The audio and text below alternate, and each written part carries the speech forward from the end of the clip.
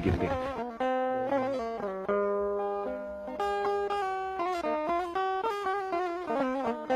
C'est ici, juste derrière moi, qu'El Hadj Omar Foutiyou Tall est vu pour la dernière fois. Nous sommes le vendredi 12 février 1864.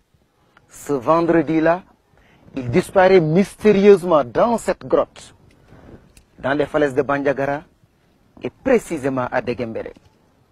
Il disparaît après avoir bâti une communauté sur plus de 300 000 km², dont la seule devise est la ilaha illallah, une pratique parfaite de l'islam telle qu'elle est faite aujourd'hui ici, dans cette partie du Mali, en plein pays d'Ogon.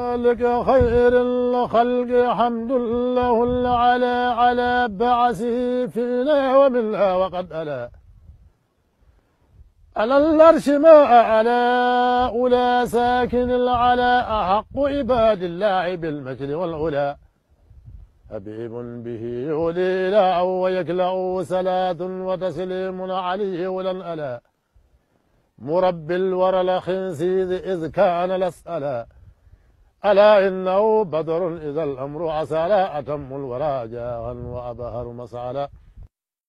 L'armée du Massina était en bas. Il observait l'armée du Massina en bas. Ses adeptes étaient en haut.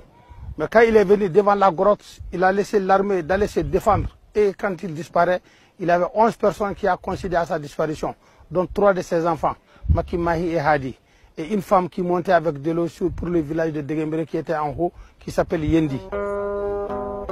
Sur ces images, les falaises de Bandiagara.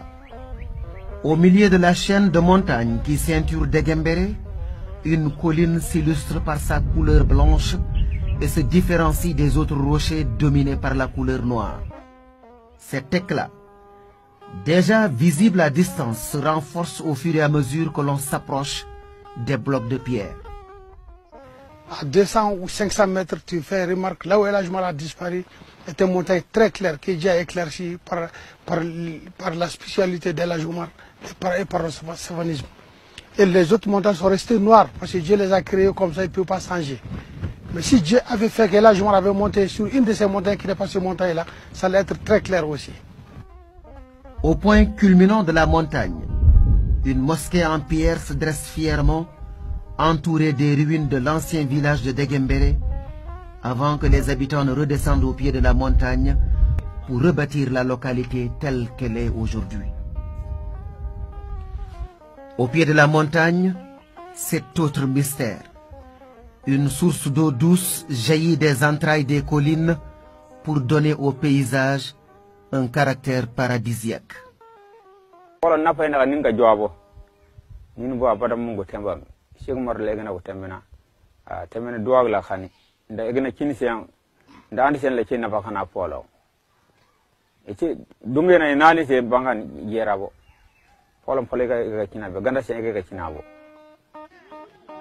Ici, El Hadj Omar Foutiyou Tall n'est pas vu comme un conquérant, mais comme un sauveur.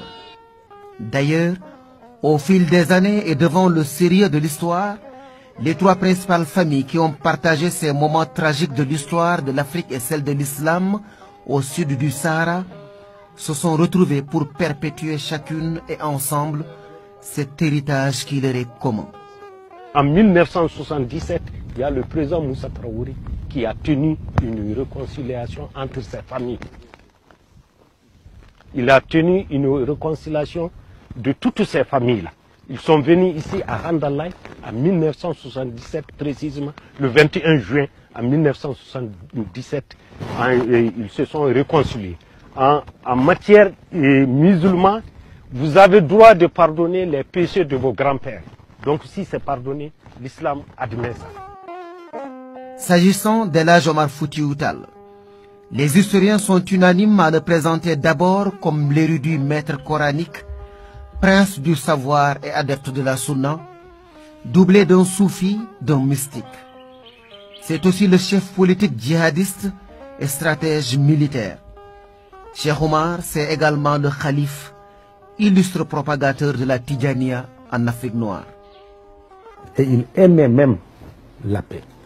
Je vais vous en donner quelques exemples. Les rois qui étaient là-bas, ont commencé à le provoquer. Il n'a pas voulu répondre. Il n'a pas voulu répondre. Finalement, il va même, pour éviter des problèmes, se déplacer et aller à Dinguiraye. Quand on le provoque là-bas aussi, il ne veut pas répondre. Il a fallu qu'on envoie des délégations pour venir le désarmer et désarmer ses partisans, qu'il s'est rendu compte que s'il ne réagit pas, il va accepter une situation qui va le mettre en situation d'infériorité, et ceux qui envisagent de le désarmer, peut-être qu'ils sont animés d'autres intentions, pouvant se traduire éventuellement par des meurtres perpétrés sur sa personne, pour qu'il décide de faire face. Et dans Arima, il prend la précaution de marquer que je n'ai pas le premier ouvert les hostilités. Le flambeau omarien, repris dès les premières heures qui ont suivi sa disparition par son neveu Tidjani Amadou, le flambeau donc va traverser des âges, transcender nombre de clivages pour s'imposer comme un modèle de nationalisme, de résistance et de projet politique jamais égalé en Afrique noire. El Hadji Omar a été respecté au plan national et international, et sa dimension intellectuelle dépasse tout ce que le 19e siècle africain a connu. Il n'y a pas dans le milieu africain au 19e siècle quelqu'un qui ait eu une dimension intellectuelle et universitaire égale à celle de Cheikh Omar. Il a fait, pendant son voyage à la Mecque, 20 ans. 20 ans d'études, d'observation, de notes, n'est-ce pas, d'apprentissage, qui lui ont permis de connaître des civilisations différentes, des régimes politiques différents, des pays différents, des cultures différentes. Il était polyglotte, il parlait plusieurs langues, hein? Il maîtrisait beaucoup de savoirs, il a pris femme dans différentes ethnies.